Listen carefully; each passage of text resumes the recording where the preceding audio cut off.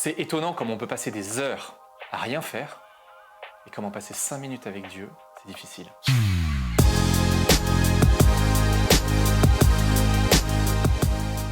Jésus lui-même, dans l'évangile de Matthieu, au chapitre 6, il nous donne une petite clé, toute simple. Mais toi, quand tu pries, retire-toi dans la pièce la plus retirée, ferme la porte et prie ton Père qui est présent dans le secret. Ton Père, qui voit dans le secret, te le rendra.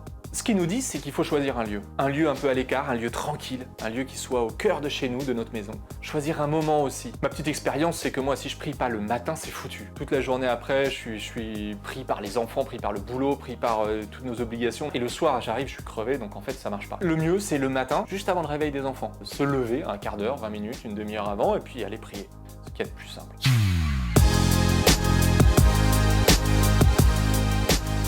Ce qui peut aider aussi, c'est de prendre ce rendez-vous à plusieurs. Dans ma vie, il y a eu plusieurs périodes où j'ai plongé dans une vie de prière assez intense. Et c'est toujours des moments où j'ai pu retrouver soit des amis, soit c'est avec ma femme qu'on a décidé ensemble qu'à cette heure-là, on se levait pour prier. Ça aide à tenir dans la durée. Il y a une chose qui est de décider de prendre un petit temps de prière, puis autre chose qui est de tenir de façon régulière tout au long de notre vie. Et voilà, et moi j'avoue que c'est ça qui est le plus dur pour moi.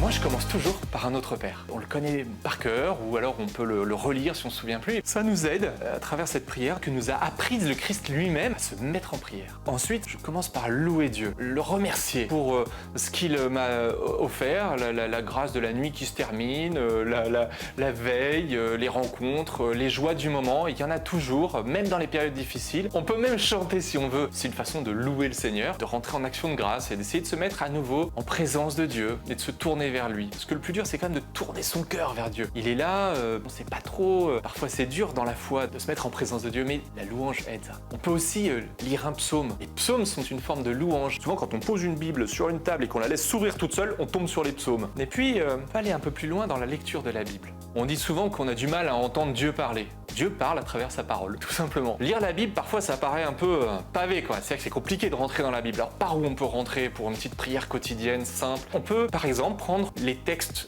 du jour de la messe. Ou alors, on peut aussi prendre un évangile et puis de jour en jour, lire en continu un évangile. Pour mieux connaître Jésus, mieux comprendre son histoire, parce qu'on en connaît des bouts, on sait qu'il a marché sur les eaux à un moment donné, on sait qu'il a multiplié les pains, mais est-ce qu'on sait à quel moment il a fait quoi, puis comment tout ça est une histoire continue? Et puis après, moi, je prends un temps de silence. Et je pense que ce temps de silence, c'est le moment le plus important de ma prière. C'est un temps de silence qui doit être un peu comme ça, être suspendu aux lèvres de Dieu. Dans un temps de silence où on attend. Qu'est-ce qu'il va dire?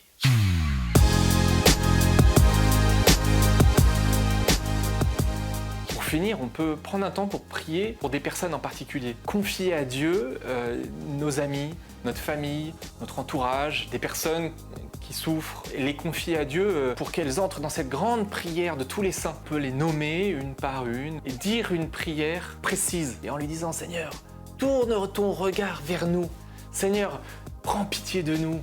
Seigneur, donne-nous les grâces dont nous avons besoin pour aujourd'hui. Moi, ma famille, mes amis. » Dieu va être sensible à cette prière parce qu'elle est le fruit d'une prière de quelques minutes pendant lesquelles on a lu sa parole. Et on peut terminer en offrant la journée qui démarre, en offrant notre vie, en offrant ce qu'on est et en lui demandant d'être présent à lui tout au long de notre journée, qu'il soit présent à nous tout au long de notre journée.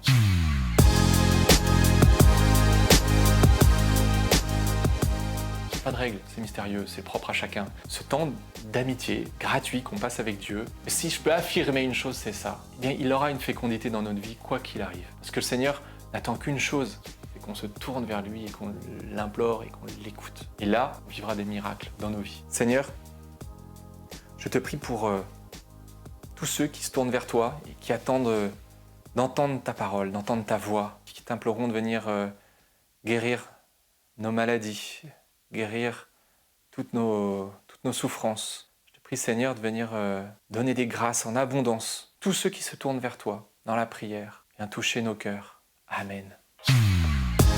On peut passer du temps à glandouiller sur Internet. T'as dit glandouiller? Allez, j'ai dit glandouiller. C'est moche? Allez, je la garde.